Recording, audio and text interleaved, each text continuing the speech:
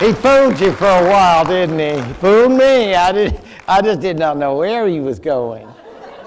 Great, Frank. Great, Frank. You just surpassed yourself. I mean, you are the only one you have to compete with.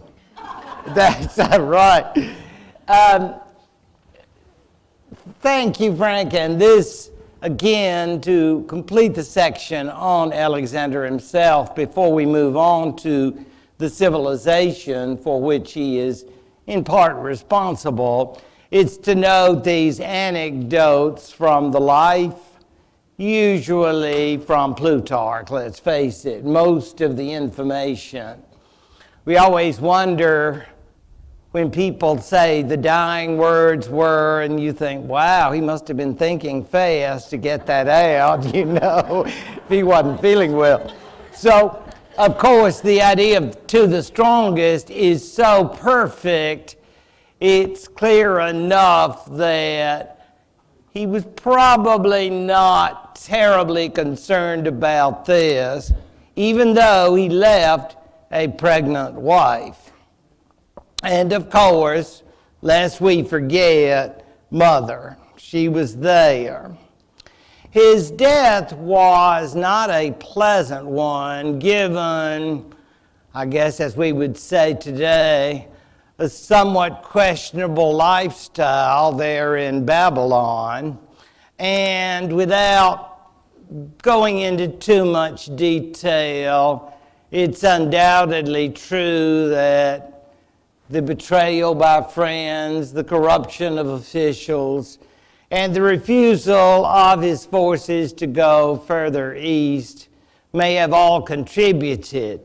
That said, when one is in one's early 30s, this is still extremely unusual, even in the ancient world. This romantic portrayal, and I suppose that could be Olympias brought from Macedonia to Babylon to be with her son, or it could be the third and final wife who was then pregnant. But this is the individual who was Roxanne. The other childless wives were Persians because, of course, he was trying to exemplify this whole ecumenical Greco-Persian business, both with nobles and regular soldiers. So there was lots and lots of intermarriage. What became of that, I guess we really don't know, but I think I mentioned to some of you last time, I've often wondered if we ever completely understand that Americo-Vietnamese population, people who are in their 40s now, some of whom remained in Vietnam, as you know. I think that's always interesting, these populations that result from wars. In any event, when these Greek soldiers went home, you can believe that they did not take these friends and babies with them. So they were not going to be souvenirs, so we just don't know what became of them. The political issues, of course, that followed his death were massive.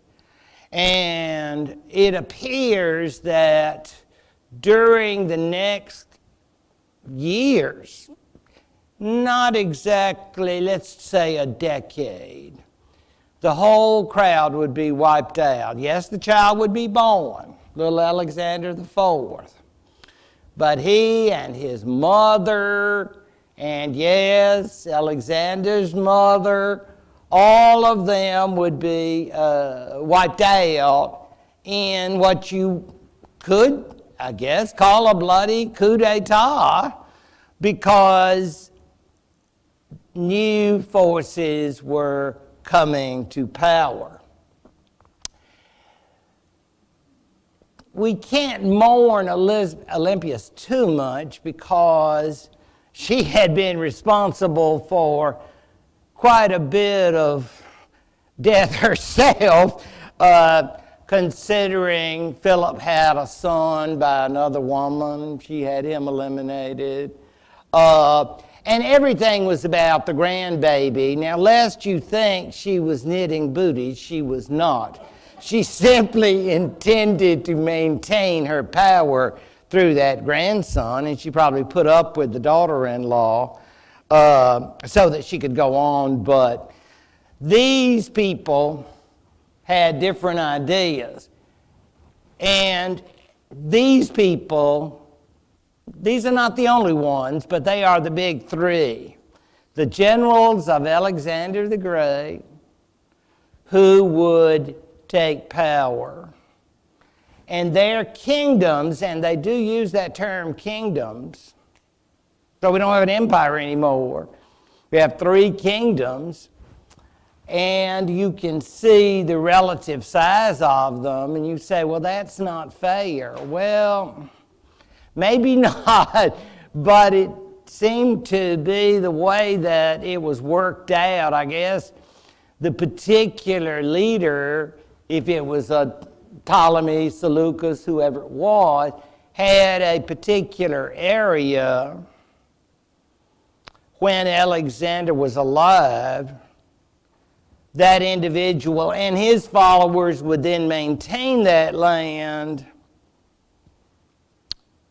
and essentially make themselves the monarch. So we have Antigonids, Seleucids, and the Ptolemaic rulers. Are there also Rands? Lots of them. Yes, you can bet, and you don't always just get an also ran prize. It's like it's sort of, general congeniality or something like that. No. But many, so this is very competitive. I think that's fair to say. And these are the top 3. But you see yourself, you look at that map, and you see various areas.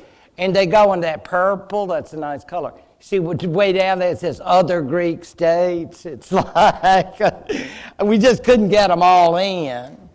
And then you say, well, why does it have to stop? Well, I remind you of Pakistan.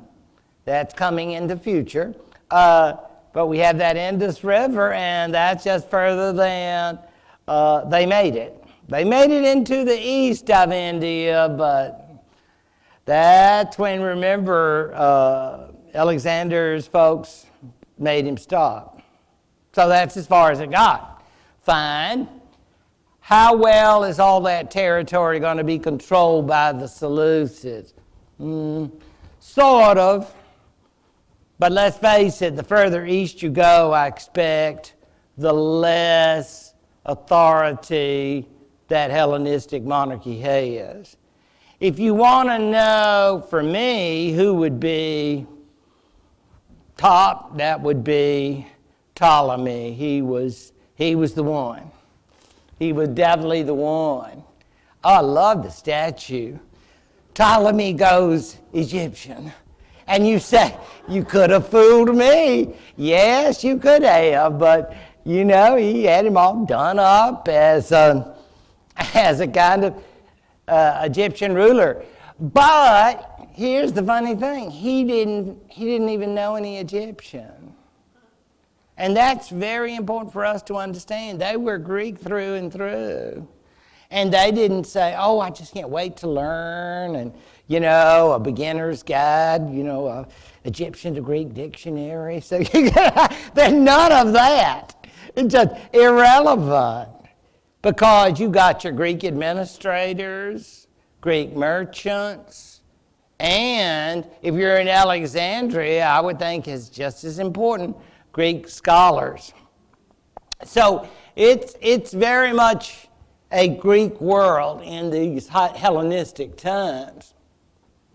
You notice I call them fluid, which is a nice way of saying that there are very uncertain boundaries as to who gets what land when. And all of that, you can see those various areas, which I think is interesting. And then do you see that, oh, look at all the Alexandrias. You see that? And it's like, oh, I know the last one was Alexandria, but could we have one more? Who's going to say no? You think somebody's going to say, sir, don't you think there's enough already? I don't think I would say that. I would be kissing up and I'd say, could there be enough? Oh, yes. Oh, yes. So, yeah, there are plenty of them. And don't believe, and there's a Bucephalusville, don't worry. So we're going to get the horse covered too. So all of these different places, and we were just talking about this Middle Eastern area, and that very area will be hard fought by the various Hellenistic people. So there's a lot of war during this 3rd and 2nd centuries, and then a little old folk called the Romans are going to come along and knock all those heads together. However, we should not let, in my opinion, all of this overwhelm us and not appreciate what's really important. But I just think, wars and rulers come and go, but the civilization effects and the strong influences it has on the Romans makes Hellenistic civilization quite major. And it's not to say, as some people do, it's sort of like the also-ran. Well, if you can't be Greek, then you can go Hellenistic, that kind of thing. I just don't see that at all. I really don't think it should play that kind of second role, because much of this civilization, based on the fact of this Greek element pushing into the East and creating new ideas, will be highly significant, and very significant for the Romans. And then we think about reading Latin and how much, oh yes we do, Carol. Carol, I gather you were in California at a translation, Latin translation group. Well, again, we love Latin, so many of us in this room. And I think you remember Latin class and all the conjugations. I don't want any crying, no Kleenex, please. But just think if it had been Greek, ugly, very hurtful. Believe me, lots harder. So let's remember that when we think of Latin, that we escaped with Latin. But much of what is in Latin, let's face it, comes from these folks. And I don't mean the classical Greeks, I mean Hellenistic. Not necessarily in Greece proper. And I've said to you before, and I'll say it again, these people are not worried about being multicultural or coming in and saying, well, we want to learn as much about you. No, they see themselves, I'm sure like the British in India or other folk. We're coming in and we're going to establish this as an outpost of our world. And you're very fortunate that we chose you. And so you'll be part of our world. It's not to say, however, that they may not have picked up on certain aspects of the civilizations over whom they achieved dominance. I think I mentioned last time something about the Greco-Buddhism, which is fairly wild when the Greeks are moving east and contacted some, I guess, Mahayana Buddhists, and they seem to have achieved, at least temporarily, a civilization of sorts, which is interesting. In any event, it is an urban-based civilization, as much as any civilization can be urban-based in pre-industrial revolution times. So there are great cities, And among them, for those who know the Bible, will be the city of Antioch. And you see it right up there, yes. Antioch,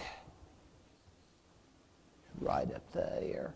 And it's, of course, named for the Hellenistic, one of the Hellenistic families.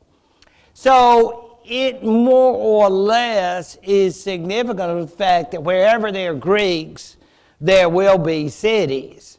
And you say, why are there cities? They're cities because they have the military, they have the administrators, and they have the merchants.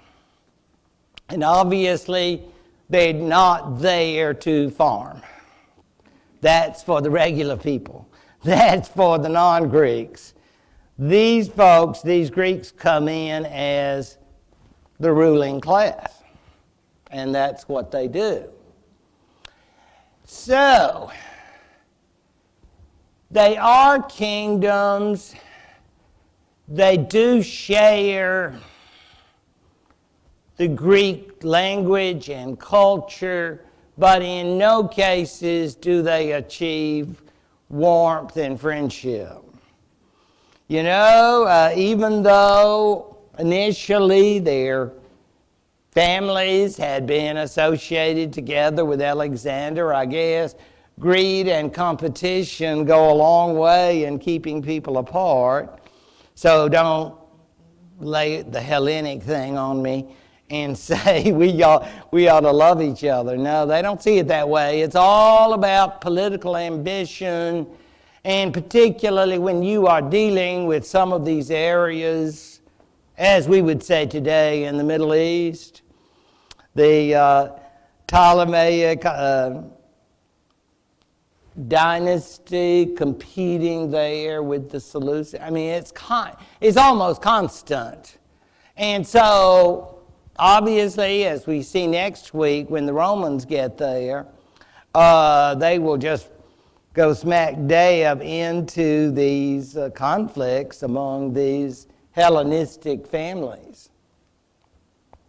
Philip V is a wonderful example, no relation to the Philips we know and love, but he took the name. It had a nice ring to it. I think if you are part of that grouping, and he was very ambitious. I think he even had, as we're going to talk about next time, he even had dreams in southern Italy, as so many of them do.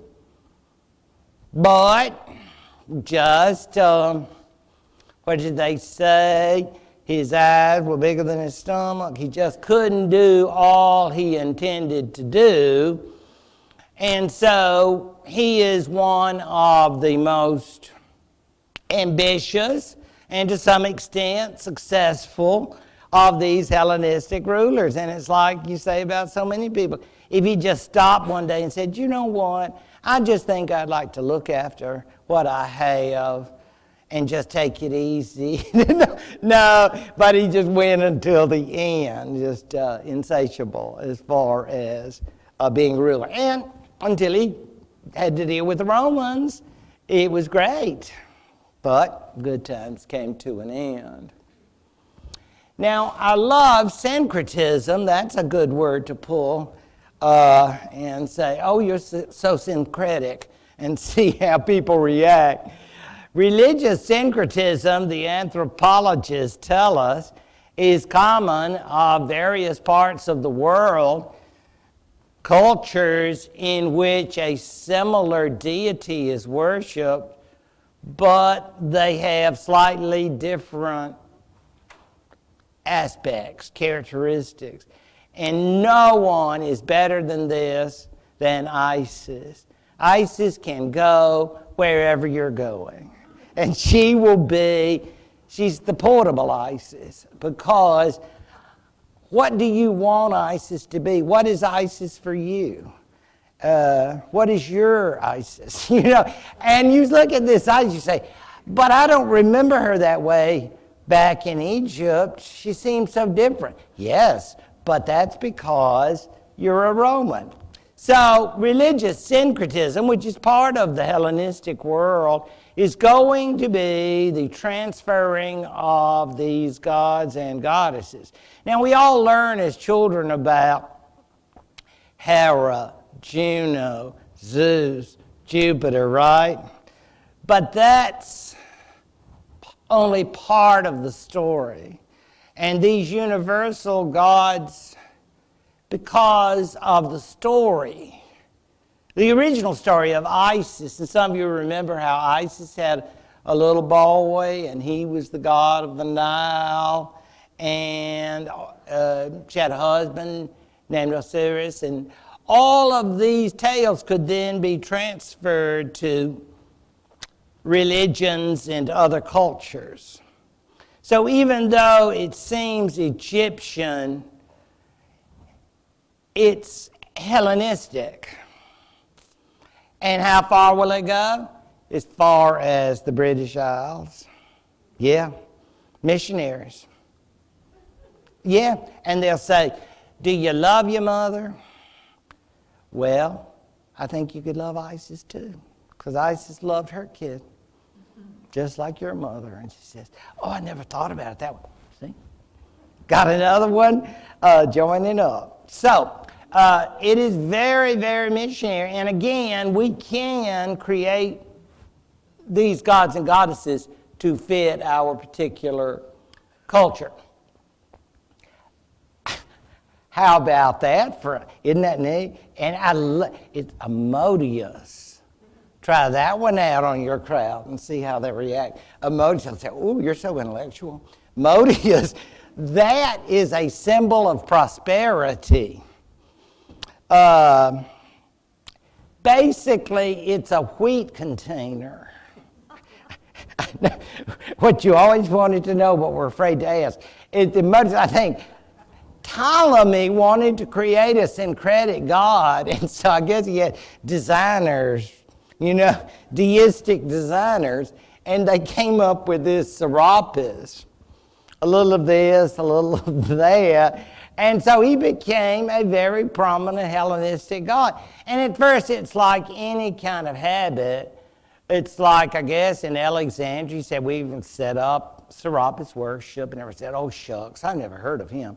Yeah, but you're going to like this. This is going to be good. It's like, your first time doing something. This is really good for you. And then you'll say, well, let's get behind this. This is really good.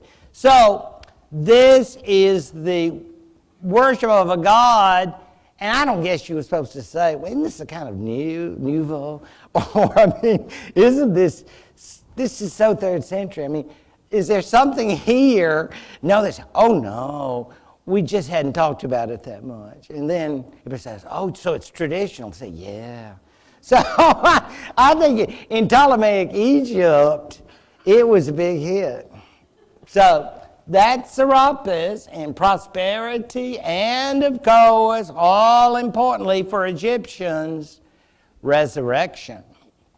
Because remember the idea of the Pharaoh and the democratization, as I used to call it, of the afterlife, when you too can hit the afterlife. And so all of that is very important in Egypt. And that whole idea of Serapis then represents that Greco-Egyptian unity, I suppose you can say, in terms of this particular situation. That is not to say, again, that Ptolemy ever had Egyptian 101. He did not. So I guess he just had a very large group of translators in order to maintain his contacts with Egyptians. Now, obviously, it is a different time from the Greek days, because these are kingdoms. These are not the polis. These are not the city-states. You are supposed to see yourself as part of a much larger world. Should we say cosmopolitan? Mine is not merely that of the city, but mine is that of the world, or their world as they saw it, this Hellenistic world. And so that would mean that, gosh, I guess you could read Plato's Republic, but it's kind of irrelevant now, because that's not the kind of world we live in anymore. We live in a world primarily of kingdoms. And these kingdoms have a greater significance for us than the city-state did. The city-state was nice, but that was then. Or as we were just saying, that one of my undergraduates would say, oh, that was before I was born, you know, that kind of thing. I just think these Hellenistic people view the Hellenic polis as irrelevant to them. They have moved into, in their view, a much more cosmopolitan day. Probably the best known person I'll be speaking about this afternoon is St. Paul. The fact is that St. Paul is so Hellenistic that he always serves me as the perfect example of a Hellenistic individual. And that may, those of you who know much about Paul may find that very surprising. But you stop and think, he lived in a Hellenistic city called Tarsus. He was a well-educated Jewish rabbi. He knew Greek very, very well. And to top it all off, he was a Roman citizen. I just don't know how you could get any more Hellenistic than that. He had it all. You know, he visited Athens, remember in the Acts. So I always like to just throw him in when we're looking for an example of the Hellenistic world.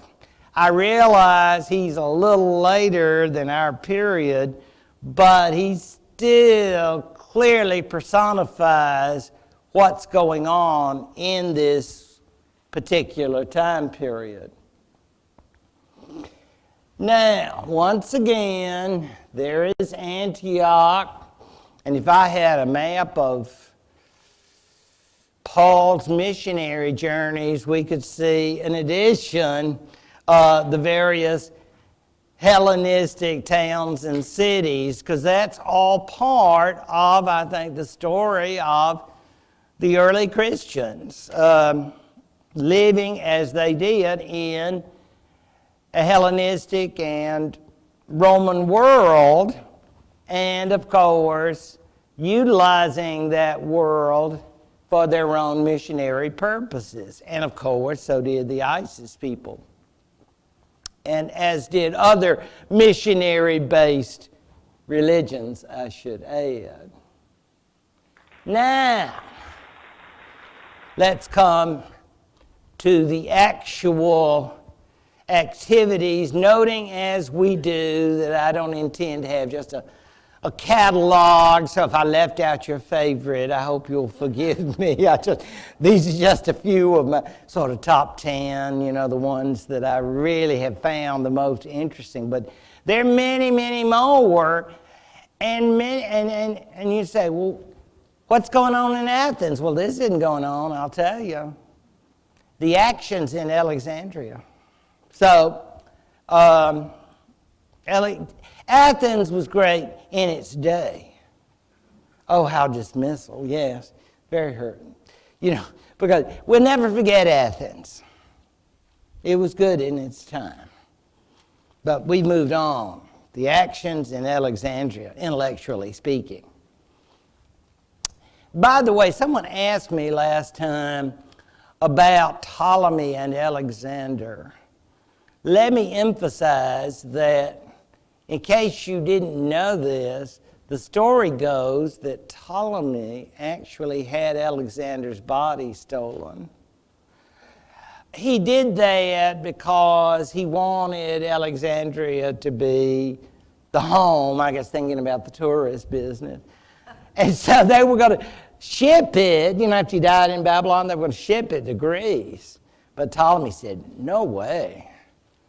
I'm going to get that. So he had a special posse out, and they brought it on to Egypt. And you think that Alexandria Chamber of Commerce, I'm sure, praised his name forever. Could you imagine the restaurants and hotels? I mean, how that would affect it. And Alexandria just grows and grows, and it still is growing.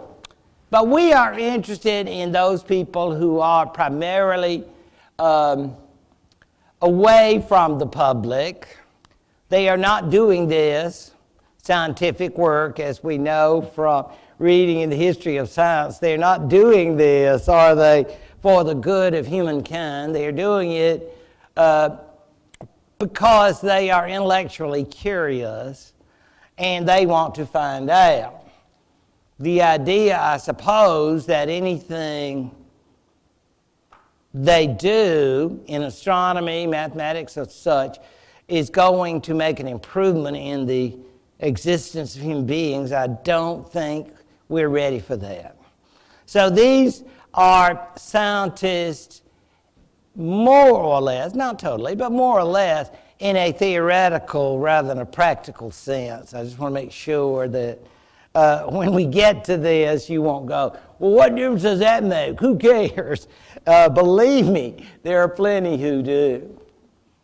So, we start with the Greek language and understand everyone's favorite, Cleopatra, is, as far as we know, the only one of these Hellenistic rulers who knew Egyptian, which I find fascinating. They waited all the way to the end of the line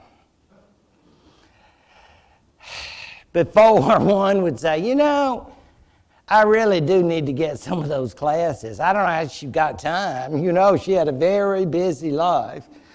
She had a lot on her agenda.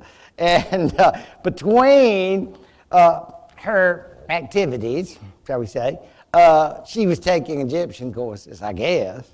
Conversational Egyptian at the least. So all of this is an interesting feature. But what is going to be important is how the Greek used in Egypt will be more or less significant for more or less modern times. And we all know that from London, the Rosetta Stone. Not, as one student told me on a test, a very important lady who did many great things. So, yes, I say, if you had just given me the 2 points, it would have been better. You know, that is the word.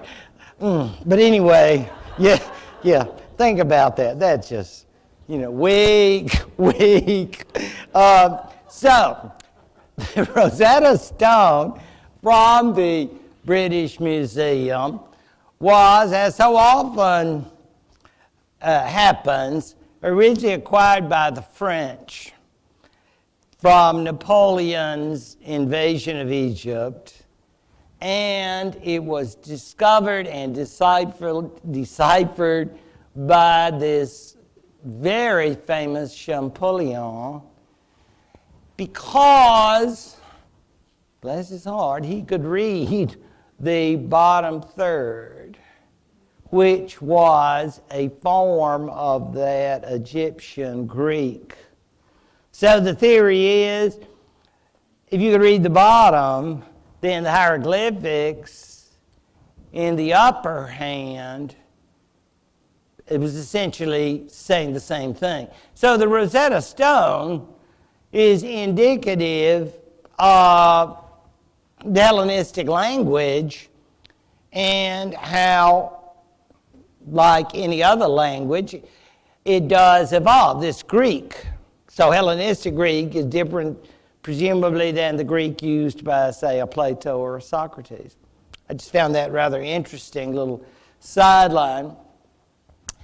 This is an imaginative kind of artistic representation of the Alexandria Library. Obviously, See the guy there all togered up, you know, so he's kind of gone Roman. Probably Carol's got some Latin book hanging out there and saying, I wonder what this, let me pull out this particular document. And so the Alexandria Library, which has been said to have been destroyed by Julius Caesar, and I'm not sure if anybody's proven that, but, you know, maybe he was on a rampage or something and irritated. But it was supposed to have been one of the greatest intellectual centers up to that time. I just thought, you know, there have been other centers that have been destroyed, such as the destruction of the Platonic Academy in the 6th century after Christ by Justinian, some of you recall. But this was the place to be for the scholars of that particular time. And you see, third to first centuries. And again, it is Greek, but it's not in Greece. I think I would put it that way. And I think these folks are just studying. They were on grants, so they don't have any other responsibilities later in the day. They're not going to have to go to work or do anything like that. They just do scholarly activities. So that's how they carry on. Now, knowing my penchant for mispronunciation, I have put up the divisions of this word. Laokoon, I believe is the way it's pronounced. And did you see this in Rome? If any of you, I mean, it is one of the greatest works of Hellenistic art, at least in my opinion. It is a Roman reproduction, I'll grant you, but it is Hellenistic in creation. This individual, who was the high priest of Troy, had a sneaking suspicion when the Greeks said, "We're sorry about all this unpleasantness. We've decided to go home and we want to show you how much we love you. So would you accept our gift? Because I don't know about you, but we love horses." So the rest we know. And you see, he was going, he said, "Beware, it's the Greeks, it's the Greeks." And what do the gods do? They say, can't ruin the thing. We've got it all planned. So out come the snakes. And you say, "Whoa, they are big and they look mean." Yeah, these are not loving, nice snakes. But this high priest worked out. He went to the gym a lot, didn't he? Yeah. Oh, he looks good. So, he looks great. So, yeah. I mean, it really is a marvelous work. But that, which is in Rome, so you can see that next trip, it is one of the greatest of all of these Hellenistic works. And I thought it was interesting from the perspective of just being aware of those accomplishments. And of course, his sons by him.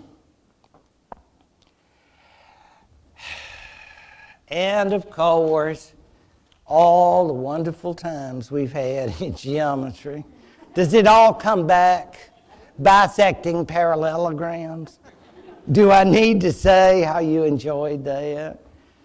Oh, yeah, side, angle, side, yeah.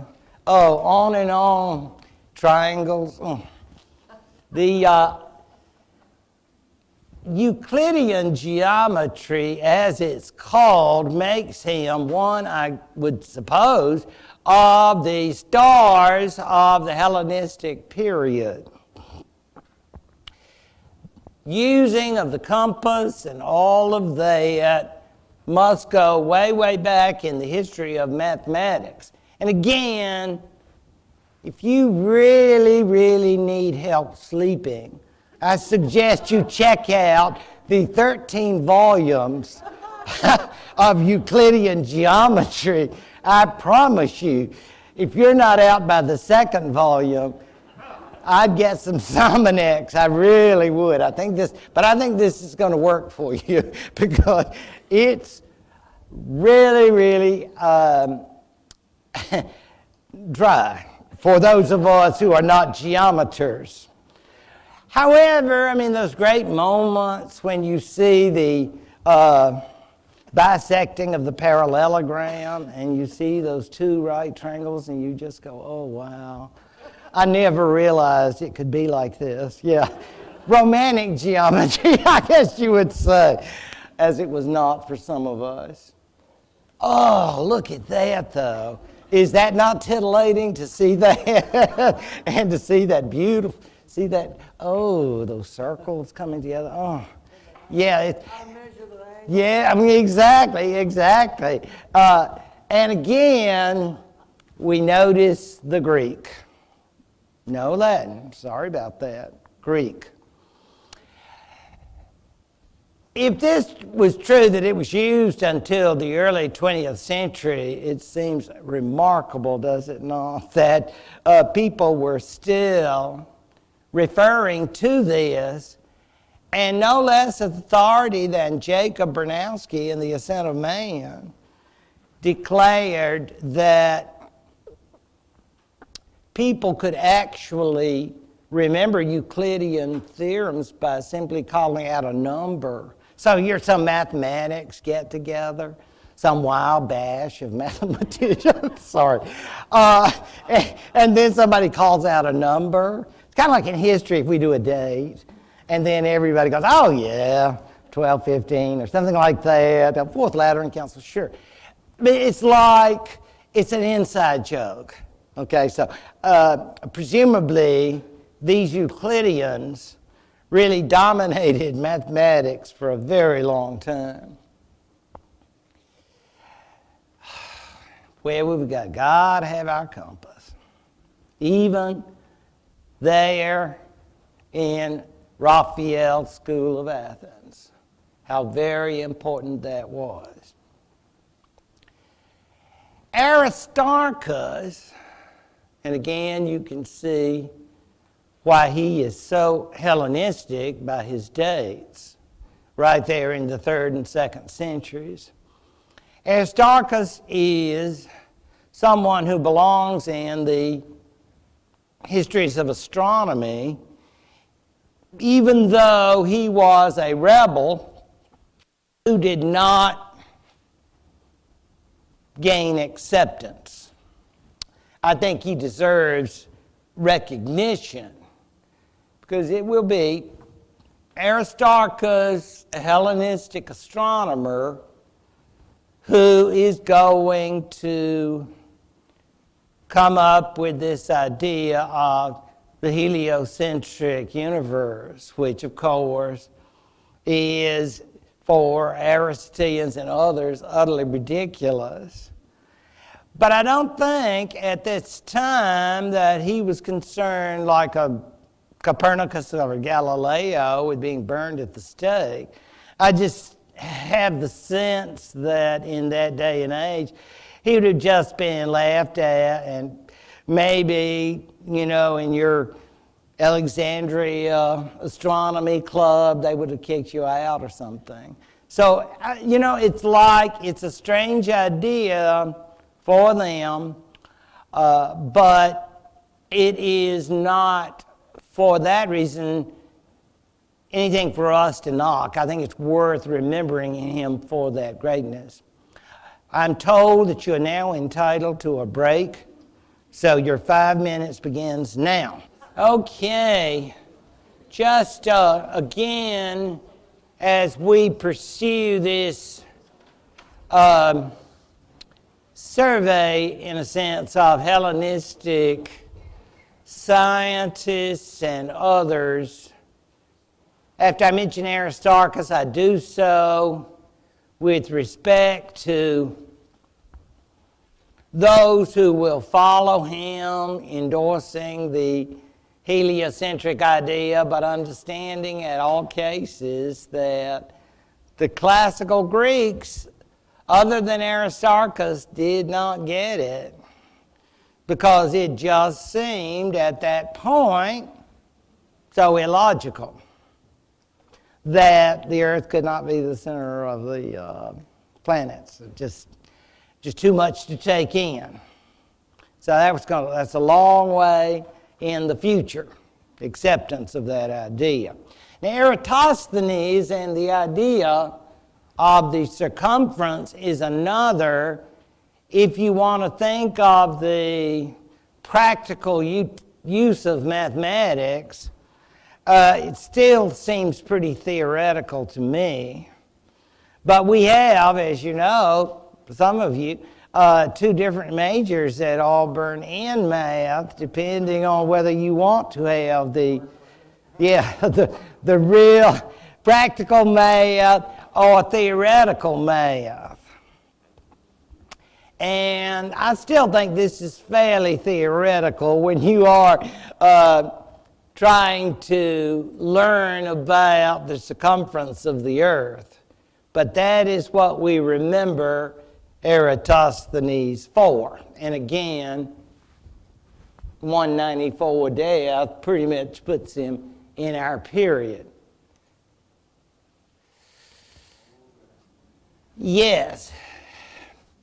Now, Galen is a bit late for Hellenistic, but because, again, of his location in the Hellenistic world, he is also considered part of the movement. He is, again, a theorist. They are not going to actually do the dissections to prove it. He's theorizing. However, that does not in any way undercut his importance. Galen then. But he is definitely a later figure. Archimedes, I guess, is the most interesting of the bunch in terms of what we know about him. I referred to him here as the greatest mathematician. Certainly he's the most lively one. He actually had a job. I mean, that's kind of rude, but what is a mathematician going to do? You know, grade papers all the time, or I have to do something? No. He is going more or less to be the special deputy for the rulers of the city of Syracuse in Italy, in Sicily rather. And he is a Hellenistic figure. And you say, well, why is Syracuse so concerned about mathematics? Well, because, as you can see, Archimedes came up with a lot of devices, like the pulleys and a variety of machines. So I guess he was on tap. So I get when the Syracusan leaders, and of course, you know, if you were in Syracuse, you're always facing a possible attack by, well, let's just put it this way, it has 4 letters, 1 syllable, it starts with R. And we know the Romans can't leave well enough alone. And so you're always concerned. And so Archimedes, we may have problems. It's sort of like you call him, he said, yeah, just let me think about this, because I can come up with a scientific way that you can hurt the Romans. And he says, and he's on commission, and I think he does very nicely for them. And here he is, working away. And talk about a defensive war machine. he definitely had that. This I thought was fascinating. Not if I were on that ship, but using mirrors to reflect the sun, and you could hurt some of those sailors. Can you all tell that the way that this essentially reflects off the sun's rays onto that ship? Because what was happening apparently at various occasions, and not just Romans, but others who had attacked Syracuse because of its prominence. I mean, you're talking about basically the biggest, most important place between Carthage and Rome, I'd say, when you're talking about Syracuse. So Syracuse, in terms of the Hellenistic world, which at times did extend into southern Italy, if you want to think about this time period. And the Romans coveted it, so at times we know that they had used such a device with disastrous results for the potential invaders. Because I imagine a ship fire of that magnitude would have made these potential invaders somewhat incapacitated, let's put it that way. So that was all Archimedes, and he had this stellar career. And then the end was unfortunate. The Romans got their signals crossed. And the result was that even though they had a do not hurt Archimedes, he's a very important, the Scientific Hall of Fame and all of that, but some eager Roman soldier decided he had to die. So that was the end of Archimedes at a time when the Romans took Syracuse. But as far as, in another field we love, I know we're all excited about playing geometry, but what does the word physics do for you? Yes, even more. I can sense that desire. And yes, theoretical physics. And he is right in there with you. And think about pulleys. And how, the love of pulleys and all of that. So Archimedes probably didn't have a real active social life. But if you want to get together and do physics, he would have been a fun friend to have. So I mention him not necessarily to emphasize the social, but to emphasize the highly significant. And he is certainly the only one I can say whose work had seriously practical value, as in destroying those ships. Because most of these folks are theorists, because they are purely speculating in their own fields. Brilliant individuals. Hellenistic science is a very, very important field, as is the last one for today, Hellenistic philosophy, which I just love. I know, the Epicureans, we're going to get to them, but instead of just talking about people who supposedly wanted to eat, drink, and be merry, let's think about those who said we must follow Socratic virtue all the time.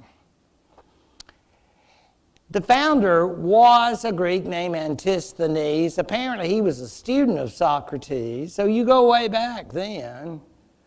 But his followers, who spread out through the Hellenistic world, will become known as cynics.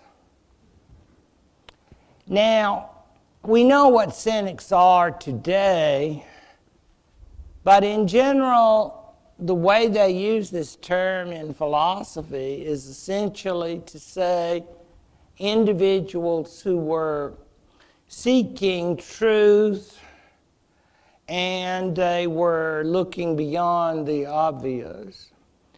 And in this case, the individuals rejected society. The most famous of them, or should I say infamous or notorious, was Diogenes. I have read that he was a former banker. And, you know, bankers are nice people. I'm great, they're very nice. But you think, do you ever get tired of your loans and your interest and your... I mean, I'm sure it's really interesting and all that. So I don't want to take anything away from accountants. It's great. It's wonderful. We're coming to tax season. I know it's an exciting time for them, and I'm happy for them. But you can get a little bit will go a long way, won't it, right? So Diogenes gave it all up, and he said, I just want to seek virtue. So he came to Athens, and then you see him, he said, well, he looks right pitiful. Well, he had rejected everything, so he probably smells right pitiful, because he doesn't have anything. He's living in a barrel, and you're saying, but I thought he was a banker. Oh, he gave all that up. Gave his membership in the Greek Banking Association, everything. I mean, he is living for virtue only. And what are those people doing? They're probably going out to a dinner club, going somewhere. And you know what he's doing? He's saying, evil, you are rejecting virtue. Give me some. So they throw him something, because that's what he eats. But he does not acquire anything on his own. So he just comes out of the barrel, again, stinking, and would ask people to throw him stuff. So he is pure in his own view, according to that cynic philosophy. Again, this is not something for everybody. Obviously, this is a rather radical approach to life, but he goes and he condemns others. And everything is natural, because strictly speaking, there is nothing at all pure about this. Because if he meets other street people, well, remember that song, Strangers in the Night? So that's fine too. If I find love with another street person, it's great. So you say, yes. But see, it's a lot less expensive than getting married. Okay? Now the wedding, the honeymoon, all that. You're just there. And again, a lot of barrels time. Yeah. And you say, I know he wasn't poor before. You're right. You got to be rich first to do this. Okay? I think you ask some real poor people, you know, who have all the credentials. You say, you want poor? I can give you poor. They're not going to be doing this. It's got to be some rich folks who are giving it. Oh, I renounce all that. Yeah, right. But it's not the regular poor. So Diogenes was quite a character. We remember him, I think, above all, by the fact he met Alexander the Great. And believe it or not, they actually died the same year. And I think, well, maybe there's something to street life. He probably lived to be elderly. I mean, he didn't have to work, so maybe that took the stress, you know, all those audits and all those awful things, the bank examiners, ooh, and all that. And now, no tension. Probably helped his blood pressure. And so, what does he do when Alexander comes by? Because Alexander, you know, is a rather famous person. You know, so you would think most people, you know, Alexander.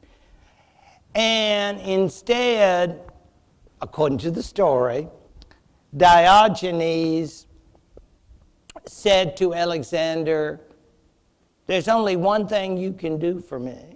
And Alexander said, oh, what is that, oh great Diogenes? This, of course, told from the philosopher's perspective, right? He said, you can stand out of the way, you're blocking the sun.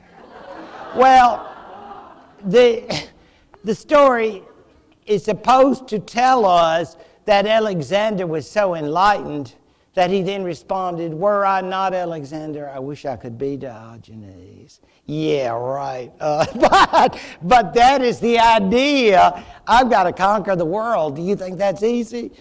I've got high stress going here. But Diogenes, gosh, you know, I was a big Aristotle fan. I studied under him, and now getting to meet you, and I'd love your autograph, but I just can't really get too close. But I'm just thinking, over and over again, you get that idea that Alexander is so philosophically enlightened that he just loves all this, but it's hard to imagine him saying, you know, I did want to conquer the world, but gosh, this philosophy, plus the geometry, I just can't get enough, so I'm going to retire. No, we didn't ever hear that, did we, in 32 years? But here we had the idea of his reactions to Diogenes. The Cynic philosophy, it seems to me, may indicate a certain uncomfortable sensation with the materialism of the Hellenistic world. But hey, there are plenty of people who are doing quite well. Thank you very much. And yes, it is an elite, but at the same time, there are some who do not feel it's the right path. Is it a religion? No, it's a philosophy. They have no interest in issues of an afterlife, and they certainly have no concerns about moral virtue, because he's like any poet in a storm as far as dating. So obviously that doesn't sound like any morality I've ever heard about. So in general, he is just a radical seeking the purest type of life after a career in auditing. So interesting. Epicurism, of course, comes from the philosopher Epicure, who in fact was a classical Athenian, barely, but his work really spreads during Hellenistic times. And contrary to the idea of the Epicurean being an individual who overdoes everything and always putting away the steak and the wine and all the rest of it, these individuals seek pleasure while avoiding pain, which can be challenging for some. Because for those who know what those little pink mints are, you'll know exactly what I mean after you've had a meal and you say, I know I'm going to regret this. And you know who you are, because I'm one of you. And you say, was it really worth it? Do I really want to have a roulade feast now? But yes, we know that's going to happen clearly, and if we had avoided this, we wouldn't have had it. So the Epicurean, far from being the individual who's saying, seconds, thirds, give me more, is saying, in fact, is this a good choice? Should I really have butter on that roll? Nay. I should reject that. Just eat more green beans. In other words, every choice must be deliberately made to determine whether it will bring true pleasure, not the pleasure of the moment, with that butter covering it, and it's bad, bad, wicked. But it's not so much about good and bad as it's about how is it going to affect you. You know, looking out for number one, as they say. Because it's all very selfish. I think everybody should understand that. Now let's talk about marriage. It's a beautiful institution, isn't it? Not according to Epicureanism. It's just trouble. Capital T, trouble. And why is it trouble? Well, why can't you just be good friends? Okay, fringe benefits. And then you don't have to enter into all this mess, all the troubles, community property, whatever. You just have a nice time. And when you finish the nice time, you say, it's been great. And you keep moving. That is the true pleasure. In other words, anything that is permanent is going to have trouble, and that's what you want to avoid. So that is the Epicurean philosophy, I should say. And it is based on the idea, have you heard that expression, here today, gone tomorrow? Well, I think that expresses Epicureanism based on what was called atomic materialism. And that's another Greek named Democritus, who, and that he is pictured here, who in fact spoke of atoms. Not the kind we learn about in physics class, but these atoms were solid bodies of different sizes that combine to form objects, from humans to animals to any other inanimate bodies. And from Democritus' theory, atomic materialism, Epicurus said, you're going to split up in your atoms when you die, so what's the big deal? You know, it's been great.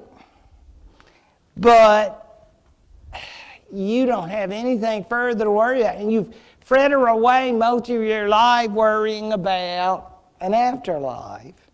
And that's so silly, because there isn't any. Essentially, and this seems very odd, Epicureanism seems to accept gods but deny they have anything to do with you. Gods are pursuing their own pleasure, and so they are not going to bother you. So you go on and pursue your own pleasure because they're going to be here and you're not, because your atoms are going to fall apart. And so since you don't have to worry about dealing with Judgment Day, you have nothing to be concerned about except making the best life you can. Now, I can't tell you how real Epicureans worked all this out for themselves, but I can tell you this, there were probably not a lot of folks out there working who were being good Epicureans. I think most of the Epicureans, yeah, exactly, most Epicureans are real comfortable people. And so they're reading the books and then maybe having a group discussion in Alexandria, Midtown Alexandria. People are talking about the theories of pleasure and how do you find true pleasure. And then they have servants at home to take care of everything. So I don't mean to say that they are necessarily cynical, but they are definitely not pursuing a philosophy that would appeal to the masses of folk who don't have a lot going on in their lives.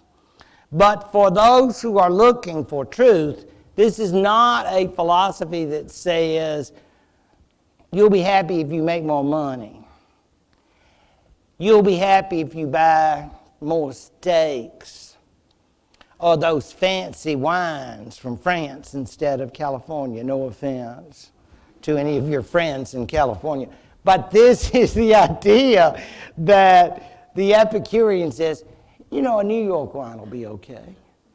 You know, anything is okay, just I can enjoy it. I don't need the best. That is the theory, which is surprising.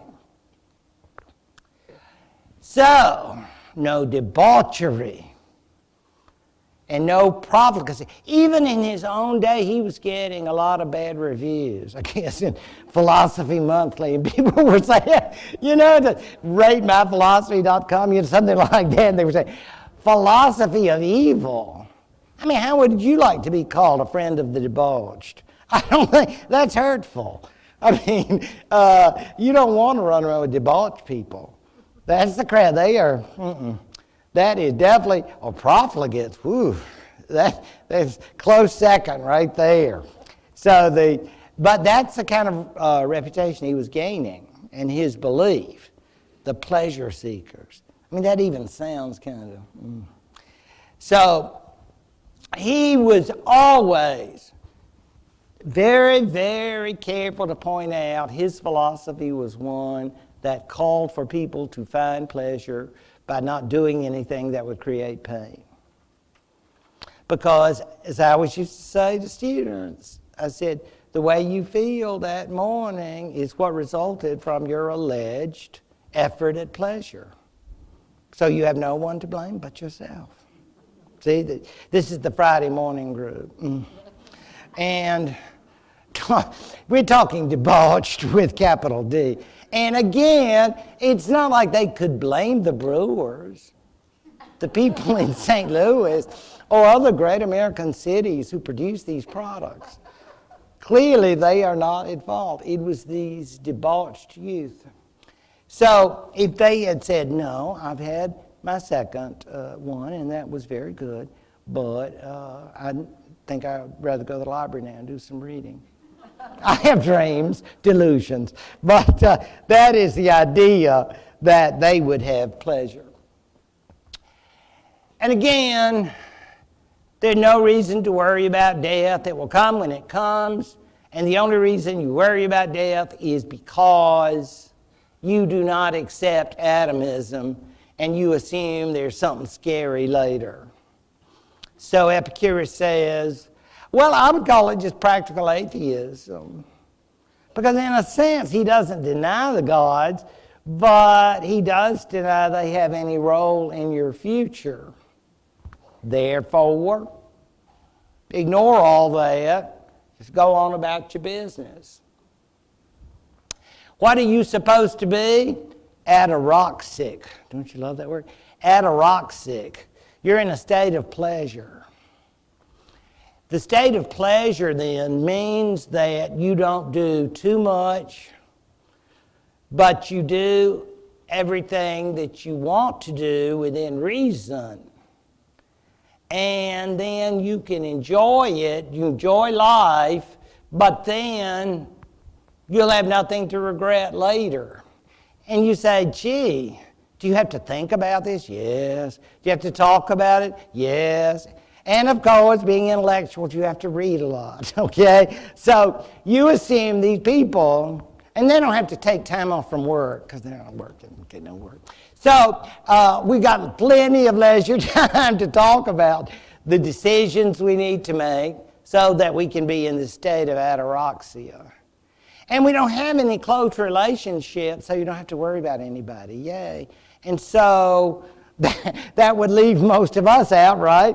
And so, again, it would be difficult for many of us to be Epicureans, wouldn't it? Because you got to sort of, I'm thinking of a term from my youth, let it all hang out. I believe in a crude way that rather expresses the good Epicurean, because this is an individual who is free of these concerns. Ataraxia. Pleasure. Now, I mentioned, and this is Carol. This is a classic. And I've got it if you would like to borrow it anytime. This is the Latin version of Epicureanism. So remember that. Just come to me. And it's called 6 books. Again, for those sleep issues, just dig in to chapter 1 or 2, and if you're not down by then, chapter 3 will do it. De rerum natura, concerning the nature of things. And this, in essence, provides you in Latin with a full explanation of a Greek or Hellenistic philosophy. And I'll never forget an analogy from that, because this is a way of spreading it. They said Julius Caesar was one. So these things catch on with a certain class of people. Say, oh, I'd like to be that. I'm not sure how he goes around trying to be a world conqueror and being an Epicurean at the same time. I guess have to do a lot of cram reading at night between wars. But more or less, this philosophy compares the Epicurean to one who is by the shore and he sees all these people struggling on the sea. Like probably our folks I was talking about on the ship that was affected by Archimedes' development. And you are there serene on the shore and you're seeing all these people struggling and they've got their troubles and you say, oh, that's too bad. But I'm doing great, thank you very much. So that's ataraxia. And you don't need medication. You are just completely over it. And it's not that you wish the other folks ill. It's not that at all. It's just as an Epicurean, you just had to let it all go. Okay? So you're in your own happiness. And it works well for you. And you're saying, now if I can just keep this up until it's atom splitting time, I'll be great. That's the key. You do not, they don't talk about specific issues, but you do understand that the maintenance of serenity in terms of life is critical, and it requires a lot of thought, a lot of reading and contemplation. And again, some people have said it's the philosophy of selfishness. Well, yeah, because while an Aristotle would say you must connect yourself to your city-state, community, family, whatever, these folks are beginning to talk about it's all up to you. It's all about you. Well, I mean, there are a lot in today's world that might feel that way too. But certainly, Epicureanism had its share of followers. And don't forget about the atoms. Now, again, for a man like Lucretius here, who was a Roman in the 1st century before Christ, I mean, he was a contemporary of Julius Caesar, let's say. Oh, he would have put someone like Epicurus up on a pedestal. I mean, it's like, this is the man. If I could just live this way, this is what I'm all about. Give me my atoms. I want to, I'm going to get that ataraxia if it kills me, because that's what. So that is a very, very interesting work. And like I say, any who would rather have it in the original Latin, I'm here for you. Okay. So you just line up. To be stoic.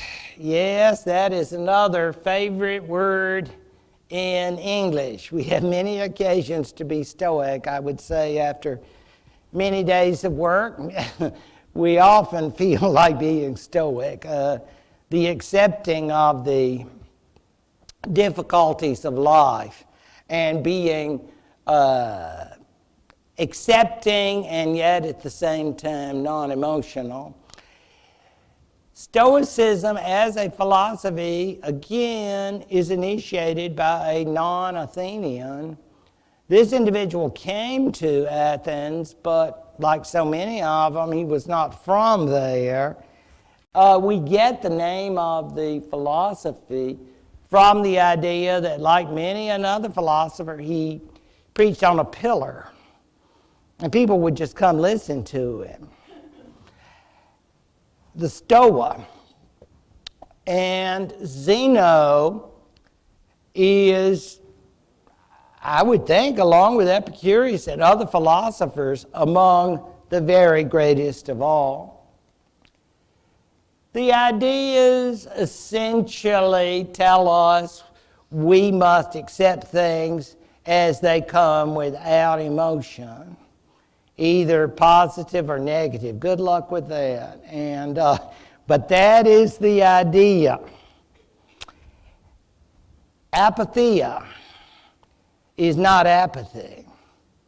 As we see the word apathy, indifference, this means simply we do not express emotions because we see everything as being rational, even though we may not understand it. Again, I don't think this will go over well if you want to talk to people who work in the olives or those kinds of things, and you say, I know this was a bad year and you don't have any work, but can you be stoic about it? No. This is a very intellectual kind of ideal, and it will, in fact, call on people to be rational and non-emotional. And as they do so, they will understand that life has purpose, though we may not understand it. We must always do our duty, even when it would be easy just to say, I want to drop out, this is all too painful. But you can't do that. You must fulfill your duty. You must fulfill your role. And when you do it, then you will be non-emotional. You will not say, well, I didn't get the promotion, or I want to quit. You can't do that. The human being who follows this philosophy is supposed to follow duty at all time, regardless of personal circumstance. One rejects emotions. If you didn't make a good grade, and you say, well, maybe next time, maybe this was a sign that I should study more. Yes. Hey, trying to get in the academics. And all of this is to say that some Stoics created a philosophy of peace and brotherhood and understanding among all people, and believed that if people followed this, that the world would be a better place. But Stoicism at the same time, I think again we can probably indicate, is a very elite belief. Now, who would be Stoic? Well, one of the most famous of all of them was a Roman emperor, Marcus Aurelius, and another was Cicero. And if what history tells us about these two individuals is true, I'm glad they were Stoic, because they had to deal with some very unpleasant things. When we talk about Cicero, we will find out that he was, in fact, essentially executed by being placed on an enemy's list by the Roman government. And Cicero, of course, as every student of Latin knows, was one of the great Roman leaders. Marcus Aurelius, we probably know even a little bit better thanks to The Gladiator. We remember him from those early scenes. But many of us have actually read his work, to myself. I mean, it's interesting to think an emperor wrote a book of Stoic philosophy. And you say, what's an emperor doing writing philosophy? Well, it's like they're two different figures. He's out there killing Germans and trying to beat up on them and trying to keep order, and there are lots of problems, as we will talk about in the spring, about the 3rd century, by his time period. And you're thinking like, well, what's an emperor to do? Follow the Stoic philosophy. In my heart, I can follow mankind, I can do the right things, but outwardly I must be emperor. And that means, of course, some people have got to be hurt. I'm sorry, I'm doing my duty. And my duty is to stop now, and we will begin with the Romans then next week. Thank you very much.